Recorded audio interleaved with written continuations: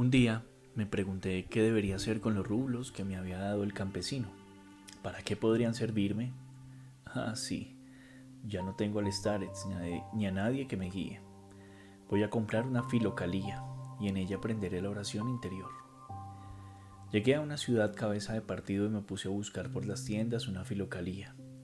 Encontré una, pero el librero pedía por ellas 3 rublos y yo solo tenía 2. En vano intenté convencerle para que me las dejase por 2, pues no me escuchó. Pero al fin me dijo: vete a ver en esa iglesia y pregunta por el sacristán. Él tiene un libro viejo como este y acaso te lo dé por tus 2 rublos. Me fui a la iglesia y en efecto compré por 2 rublos una filocalía muy vieja y deteriorada. Mi alegría fue muy grande. La remendé lo mejor que pude con un trozo de tela y la puse en mi alforja con la Biblia. Así voy ahora, recitando sin cesar la oración de Jesús, que me resulta más querida y más dulce que todas las cosas del mundo. A veces hago más de 70 verstas en un día y no me doy cuenta de qué camino. Solo siento que voy diciendo la oración. Algunas veces cuando sopla un viento frío y violento, rezo la oración con más atención y enseguida entro en el calor. Si el hambre es demasiada, invoco más a menudo el nombre de Jesucristo y no me acuerdo de haber tenido hambre. Si me siento enfermo y mi espalda o mis piernas comienzan a dolerme, me concentro en la oración y dejo de sentir el dolor. Cuando alguien me ofende, pienso tan solo en la bienhechora oración de Jesús y muy pronto desaparece la ira o la pena y me olvido de todo. Mi espíritu se ha vuelto muy sencillo. Nada me preocupa, nada me da cuidado, nada exterior me distrae y quisiera estar siempre en la soledad. Estoy habituado a no sentir sino una sola necesidad: rezar incesantemente la oración, y cuando lo hago así una gran alegría invade todo mi ser. Dios sabe lo que sucede en mí. Naturalmente, no son estas sino impresiones sensibles o, como decía el Starets, el efecto de la naturaleza y de una costumbre adquirida. Pero todavía no me atrevo a ponerme al estudio de la oración espiritual en el interior del corazón. Soy muy indigno de ello y muy ignorante. Seguí viajando durante mucho tiempo por toda suerte de regiones, acompañado de la oración de Jesús, que me fortificaba y me consolaba en todos los caminos, en todas las ocasiones y en toda situación.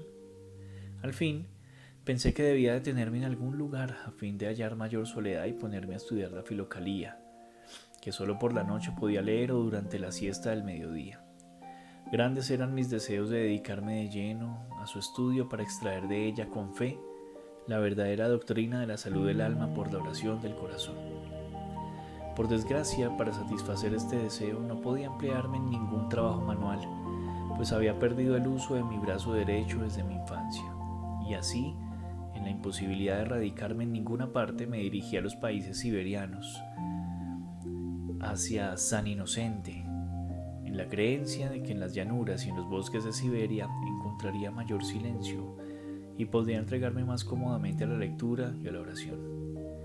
Allá me fui recitando incesantemente siempre mi oración. Al cabo de cierto tiempo noté que la oración se originaba sola dentro de mi corazón, es decir, que mi corazón, latiendo con toda regularidad, se ponía en cierto modo a recitar las palabras santas de cada latido.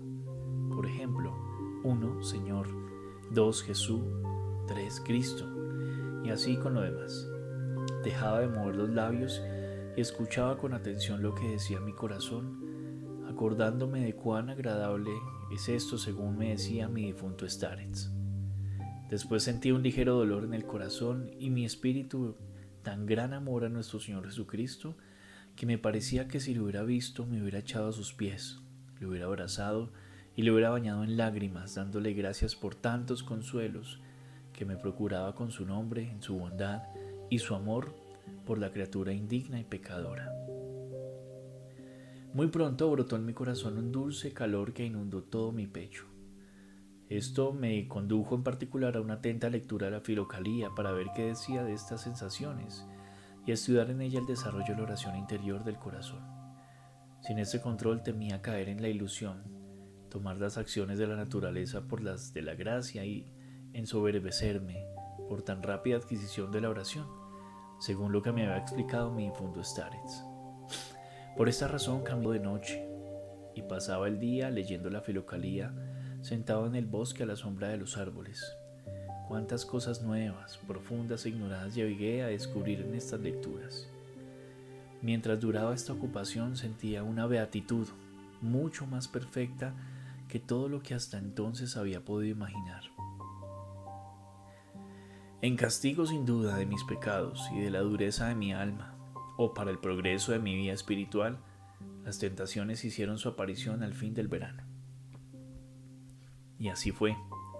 Una tarde que había salido a la carretera, encontré a dos hombres que tenían aspecto de soldados. Me pidieron dinero. Cuando les dije que no tenía ni un céntimo, no quisieron creerme y gritaron brutalmente: «Mientes, que los peregrinos recogen mucho dinero». Uno de ellos añadió: «Es inútil hablar mucho con él», y me dio con un palo en la cabeza. Caí entonces sin sentido. No sé si estuve mucho tiempo así, pero cuando volví en mí me di cuenta de que estaba en el bosque cerca de la carretera. Mis tropas estaban hechas jirones, mis ropas rotas y mi alforja había desaparecido.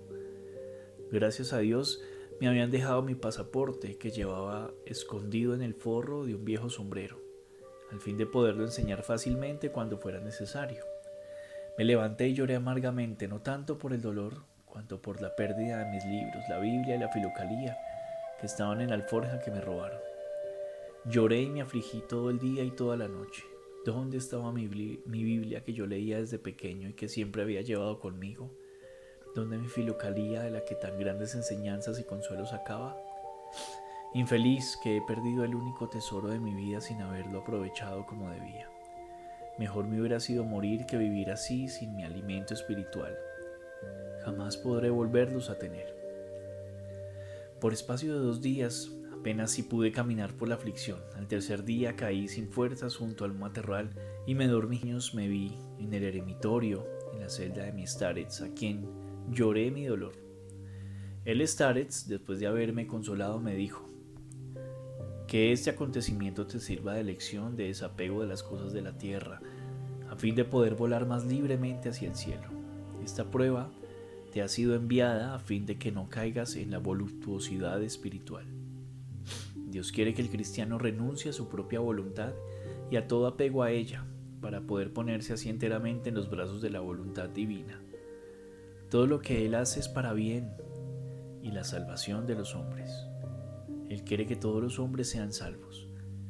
De modo que ten ánimo y cree que Dios dispondrá con la tentación el éxito para que podáis resistirla. Pronto recibirás un consuelo mayor que todas tus penas. Al oír estas palabras desperté y sentí en mi cuerpo fuerzas renovadas y en mi alma como una aurora y una nueva tranquilidad. Que se cumpla la voluntad de Dios, dije. Me levanté, hice la señal de la cruz y partí. La oración oraba de nuevo en mi corazón como antes y durante 3 días seguí tranquilo mi camino. De repente me encontré con la tropa de forzados que eran conducidos bajo una escolta.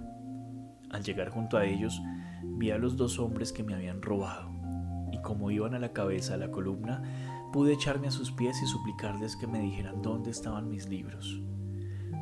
Al principio fingieron no conocerme, pero al final uno de ellos dijo: «Si nos das alguna cosa, te diremos dónde están tus libritos. Necesitamos un rublo de plata». Yo les juré que de un modo u otro se los daría, aunque tuviese que mendigar para hacerme con él.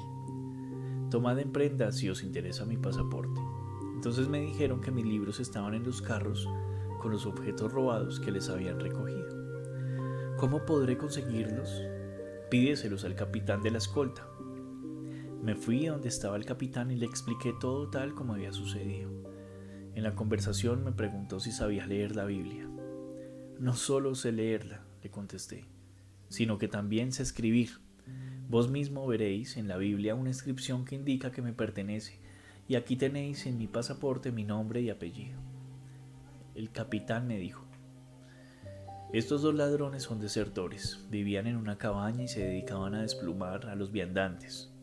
Un cochero muy hábil los detuvo ayer. cuando querían robarle su troika. Tendré sumo placer en devolverte tus libros, si acaso están allí, pero tendrás que venir con nosotros hasta la posada. Estamos a 4 verstas solamente y yo no puedo detener todo el convoy para buscar esos libros. Lleno de alegría, me puse a marchar junto al caballo del capitán y fui conversando con él. Pronto me di cuenta de que era un hombre honesto y bueno, y que ya no era joven. Me preguntó quién era yo, de dónde venía y a dónde iba. Respondí a todas sus preguntas y poco a poco llegamos a la posada donde se hacía el alto. Fue en busca de mis libros y me los entregó diciendo: ¿A dónde piensas ir ahora? Es ya de noche. Sería mejor que te quedases conmigo. Así que me quedé. Sentía tal contento por haber recobrado mis libros que no sabía cómo dar gracias a Dios. Los apretaba contra mi corazón hasta hacer sentir calambres en los brazos. Lágrimas de felicidad corrían por mis mejillas y mi corazón palpitaba de gozo y dicha. El capitán me miró y me dijo: veo que sientes placer en leer la Biblia. En mi alegría no me fue posible responderle ni una sola palabra. Yo no hacía más que llorar. Él continuó: yo también, hermano. Leo cada día con atención el Evangelio. Y al momento, entreabriendo su informe, sacó de él un pequeño Evangelio de Kiev con una cubierta de plata. Siéntate y te contaré cómo me fui acostumbrando a ello. Mesonero, que nos traigan la cena. Nos sentamos a la mesa y el capitán comenzó su relato. Desde mi juventud he servido en el ejército y nunca en una guarnición. Conocía bien mi oficio y mis superiores me consideraban como un oficial modelo. Pero yo era joven, al igual que mis amigos. Por desgracia empecé a beber de tal modo que me entregué a la bebida hasta caer enfermo. Cuando no bebía era un excelente oficial, pero el primer vaso que volví a beber tenía que guardar cama 6 semanas. Me aguantaron durante mucho tiempo, pero al fin, por haber insultado al jefe después de haber bebido, fui degradado y condenado a servir tras 3 años en una guarnición. Me amenazaron con un castigo más severo aún si no abandonaba la bebida. En una situación tan miserable, quise luchar por contenerme, pero fue inútil. Me fue imposible renunciar a mi pasión y decidieron enviarme a un batallón disciplinario. Cuando me lo hicieron saber, yo no sabía a lo que me acogía. Un día, sentado en mi dormitorio, iba pensando en estas cosas. Y en esto se presentó un monje que pedía para una iglesia. Cada cual le daba lo que podía. Sin embargo, al llegar junto a mí, me preguntó por qué estaba tan triste. Yo hablé un poco con él y le conté mi desgracia. El monje se compadeció de mi situación y me dijo: lo mismo que a ti le sucedió a un hermano mío, y voy a contarte cómo consiguió vencer su vicio. Su padre espiritual le dio un evangelio y le ordenó leer un capítulo cada vez que le vinieran ganas de beber. Si las ganas volvían, debía leer el capítulo siguiente. Mi hermano puso en práctica el consejo y de allí a poco tiempo quedó libre de la pasión por la bebida. Hace ya 15 años que no ha probado ninguna bebida fuerte. Imita su ejemplo y pronto verás cuánto bien te hace abstenerte como él. Yo tengo un evangelio, si quieres mañana te lo traeré. A lo que yo repliqué: ¿y qué voy a hacer yo con el evangelio cuando ni mis esfuerzos ni los remedios de los médicos han podido conseguir que me abstenga de beber? Hablaba así porque jamás había leído el evangelio. No digas eso, replicó el monje. Yo te aseguro que si haces lo que te he dicho encontrarás provecho. Al día siguiente, en efecto, volvió el monje con el evangelio, que aquí veis. Lo abrí, lo miré, leí algunas frases y le dije: no lo quiero, pues no entiendo nada. No estoy acostumbrado a leer los caracteres de la iglesia. El monje continuó exhortándome, diciéndome que en las mismas palabras del evangelio se encierra una fuerza bienhechora, poderosa, porque es el mismo Dios el que pronunció las palabras que en él están impresas. No importa que no entiendas nada, basta con que leas con atención. Un santo ha dicho: si tú no comprendes la palabra de Dios, los demonios, concedo beber es obra de los demonios. Y te digo además esto: San Juan Crisóstomo escribe que hasta el lugar donde está el evangelio espanta a los espíritus de las tinieblas y es un obstáculo a sus intrigas. No me acuerdo ya muy bien, pero creo que le di alguna cosa al monje. Tomé su evangelio y lo eché en un baúl, entre mis otras cosas, olvidándolo completamente. Algún tiempo después llegó el momento de beber. Tenía unas ganas tan grandes y terribles de hacerlo que abrí el baúl para coger algún dinero y entrar en la taberna. El evangelio se me presentó delante de los ojos y acordándome de repente de todo lo que me había dicho el monje, lo abrí y comencé a leer el primer capítulo de San Mateo. Lo leí hasta el fin sin entender cosa alguna. Pero me acordé de lo que me había dicho el monje. No importa que no entiendas nada, basta con que lo leas con atención. Está bien, me dije, leamos un capítulo más. La lectura me pareció más clara. Veamos el tercero. Apenas lo había comenzado cuando se oyó una campana. Era la retrada y llamada de la tarde. Y yo ya no había tenido tiempo de salir del cuartel, con lo que me quedé sin beber ese día. Al día siguiente por la mañana, estando para salir a comprar aguardiente, me dije, ¿y si leyese un capítulo del Evangelio? Después veremos.